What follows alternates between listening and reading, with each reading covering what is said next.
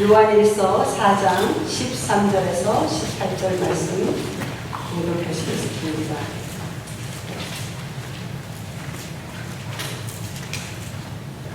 그의 성령을 우리에게 주심으로 우리가 그 안에 거하고 그가 우리 안에 거하시는 줄을 아니라. 아버지가 아들을 세상의 구주로 보내신 것을 우리가 보았고 또 증언하노니 누구든지 예수를 하나님의 아들이라 시인하면 하나님이 그의 안에 거하시고 그도 하나님 안에 거하느니라. 하나님이 우리를 사랑하시는 사랑을 우리가 알고 믿었노니 하나님은 사랑이시라. 사랑 안에 거하는 자는 하나님 안에 거하고 하나님도 그의 안에 거하시느니라. 이로써 사랑이 우리에게 온전히 이루어진 것은 우리로 심판날에 담대함을 가지려 하려 함이니 주께서 그러하심과 같이 우리도 이 세상에서 그러하니라. 사랑 안에 두려움이 없고 온전한 사랑이 두려움을 내쫓으니 두려움에는 형벌이 있습니다. 두려워하는 자는 사랑 안에서 온전히 이르지 못하였느니라. 아멘. 교우들께서 기도해 주시고 또 많은 후원을 해주신 덕분에 우리 은혜와 사랑 교회 제1기 단기 선교팀이 IP로 단기 선교를 무사히 잘 다녀왔습니다. 선교지에 나가보면 하나님의 역사를 눈으로 볼 수 있게 됩니다.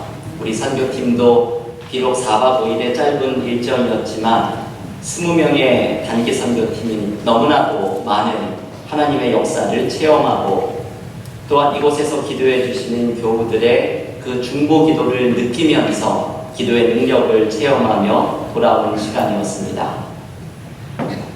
특별히 이번 단기 선교가 감격스러웠던 것은 하나님께서 우리 교회를 사용하셔서 세웠던 제배마을의 초등학교에 가서 그곳의 아이들을 직접 만나고 학교 간판을 달아주고 그 학교에서 그곳의 아이들과 우리의 아이들이 함께 어울리면서 여름 성경학교를 하고 온 것이었습니다.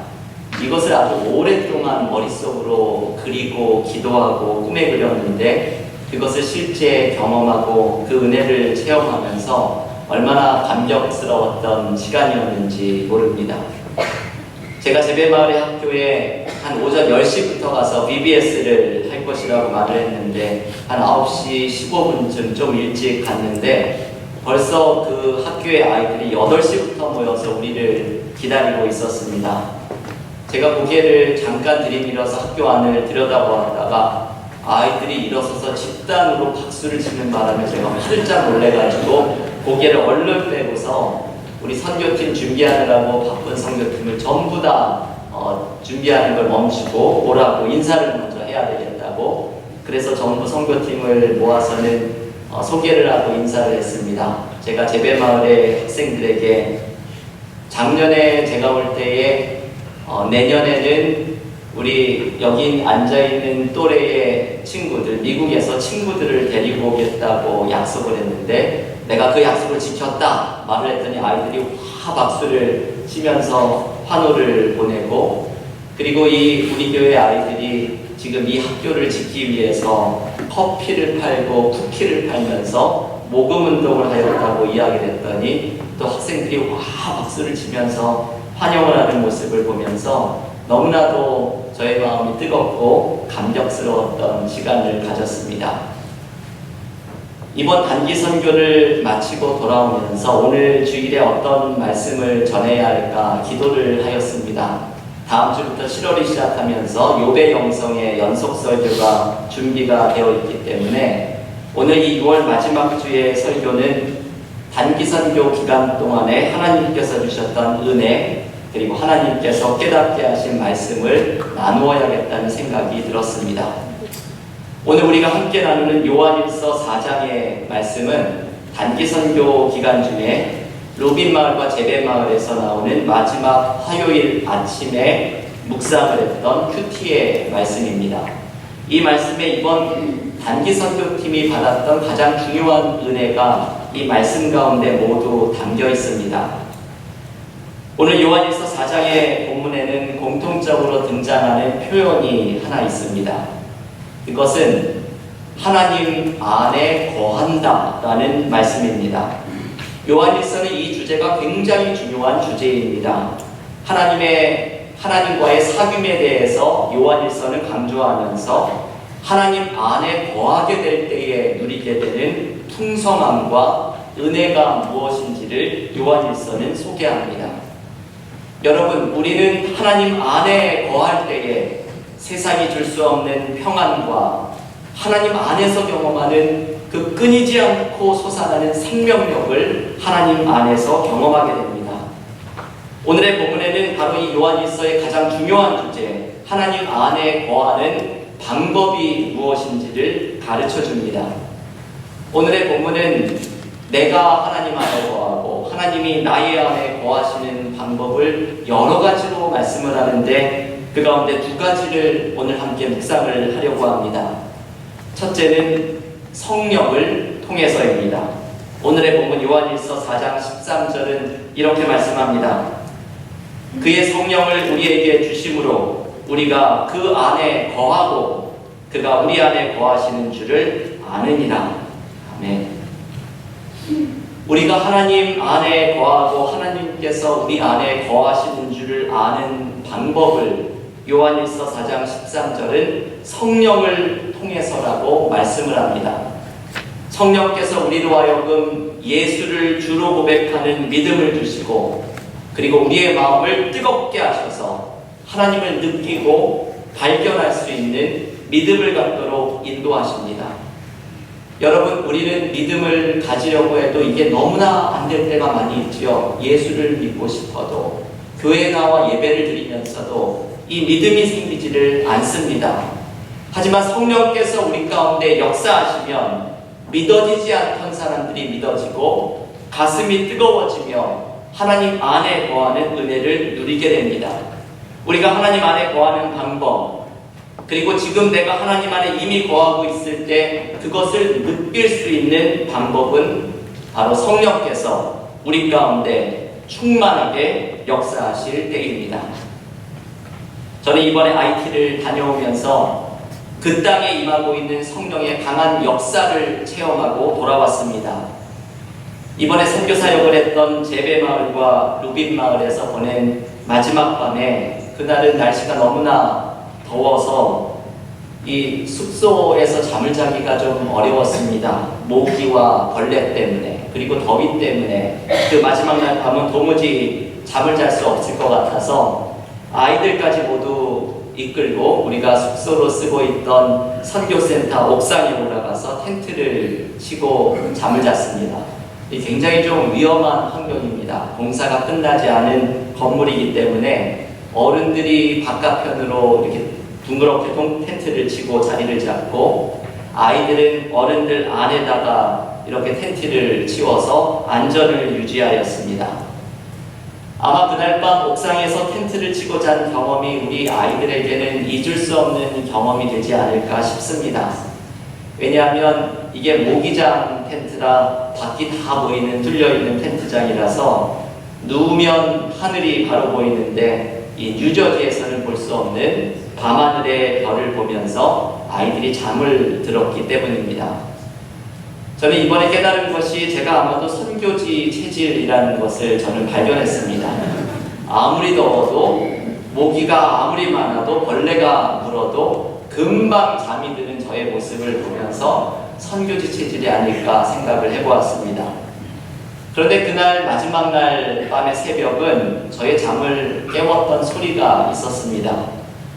루빈 마을의 사람들이 교회에서 저희 숙소에서 한 5-60m밖에 떨어지지 않은 교회에서 새벽 기도를 드리는 소리에 잠이 깨었습니다. 새벽 4시부터 약 2시간가량 진행하는 이 새벽 기도에 저도 잠이 깨어서 참여를 하였습니다.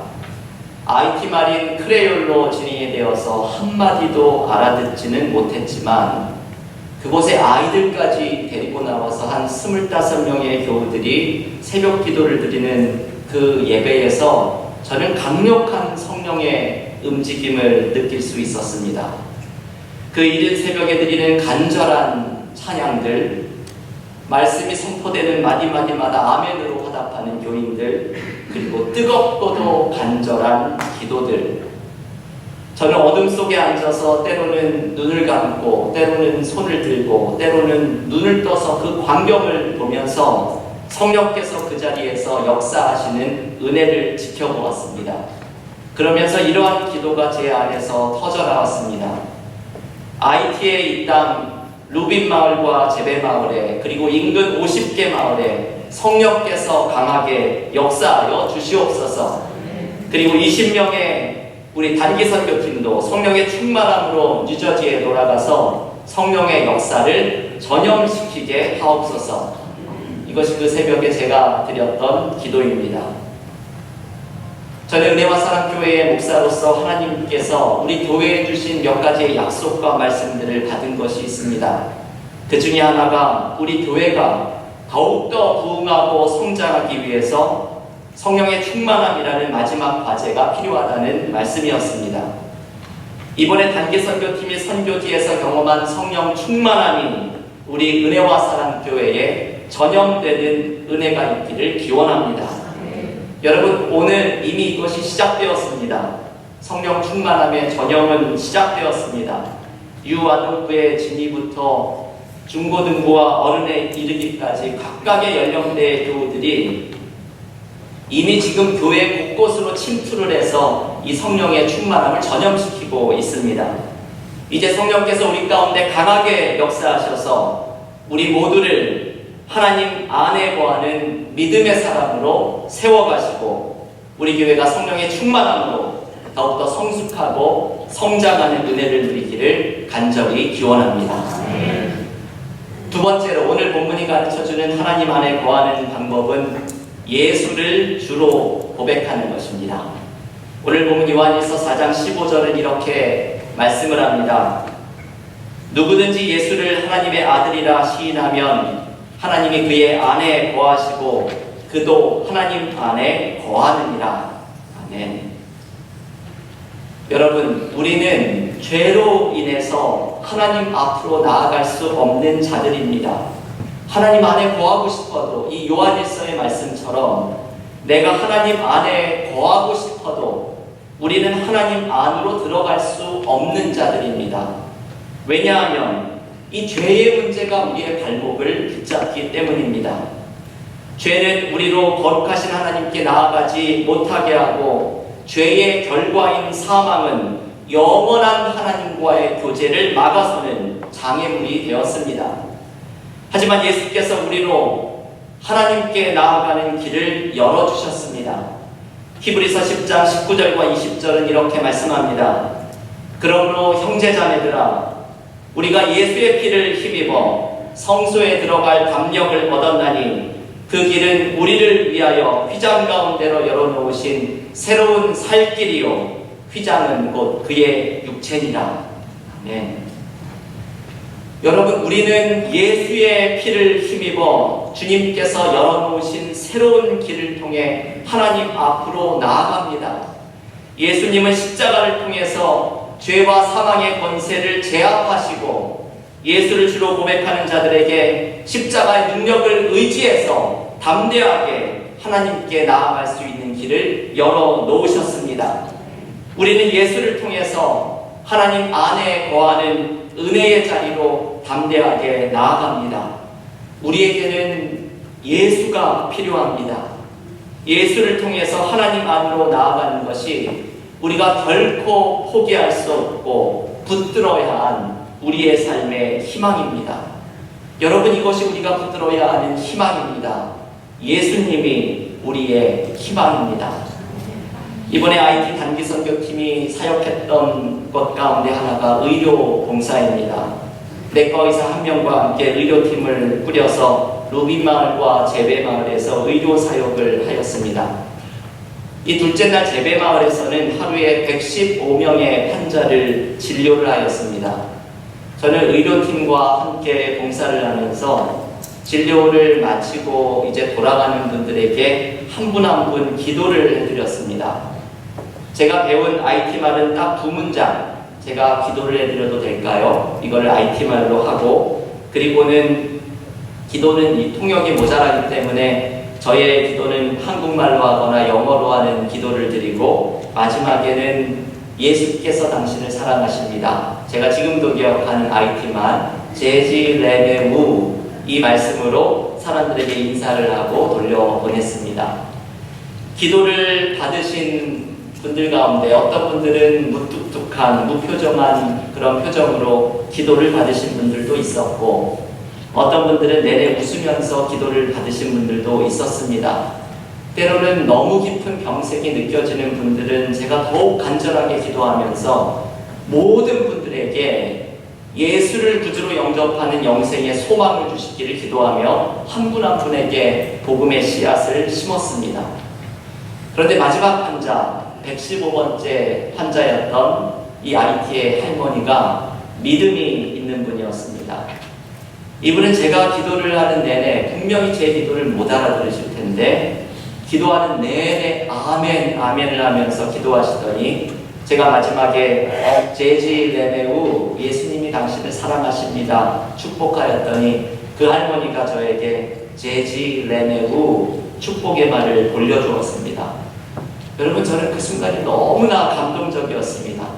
이번 IT 선교에서 제가 숱하게 그 말을 하였지만 한 번도 그 말을 저에게 돌려준 분이 없었는데 이 말로 저를 축복해 주신 할머니를 처음이자 마지막으로 만나게 되었습니다.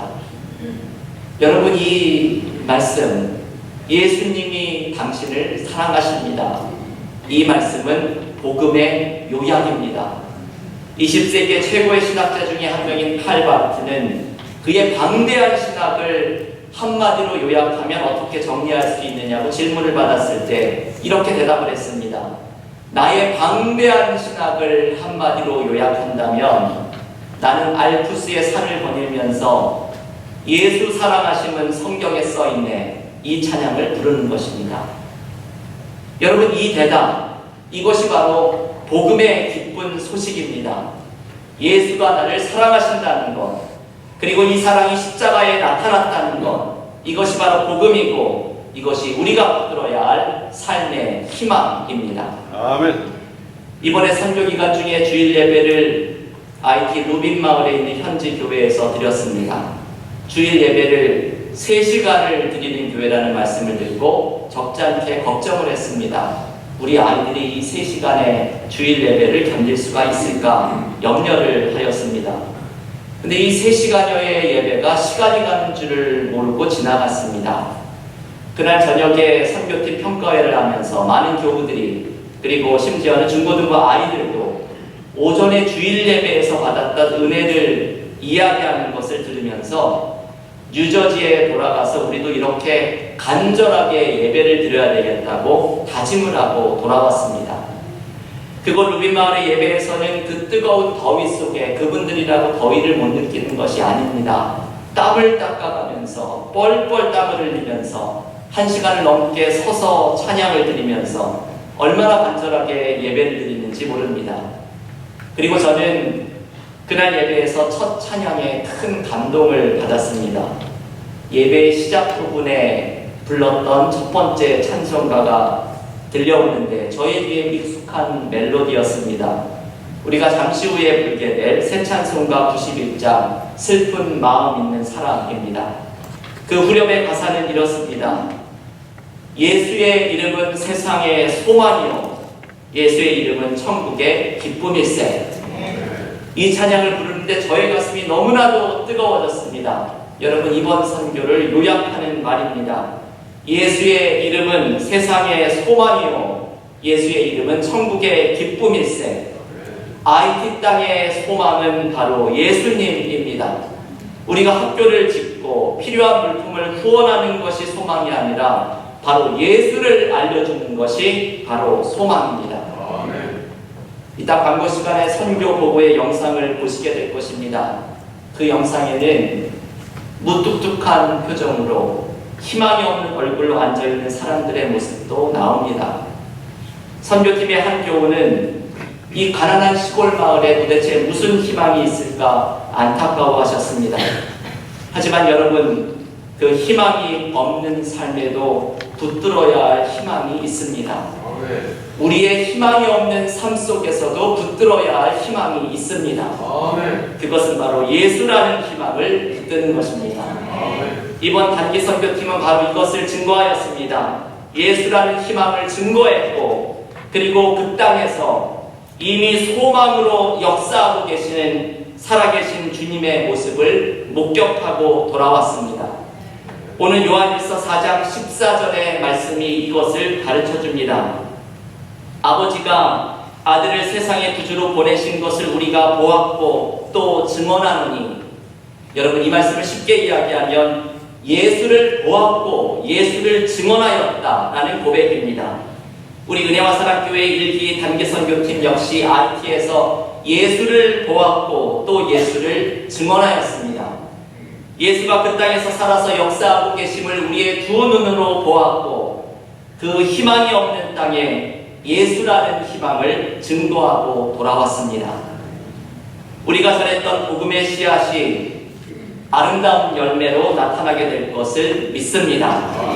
예수라는 희망을 통해 그 땅이 복음의 능력으로 회복되는 역사가 일어나게 될 줄을 믿습니다. 복음의 능력이 루빈 마을과 제베 마을을 넘어서서 인근의 50개 마을로 강물처럼 흘러들어가는 은혜가 나타나게 될 줄을 믿습니다. 우리 은혜와 사랑교회 또한 성령으로 충만하여서 예수님과 동행하는 믿음으로 하나님 안에 거하는 은혜가 나타나게 될 줄을 믿습니다.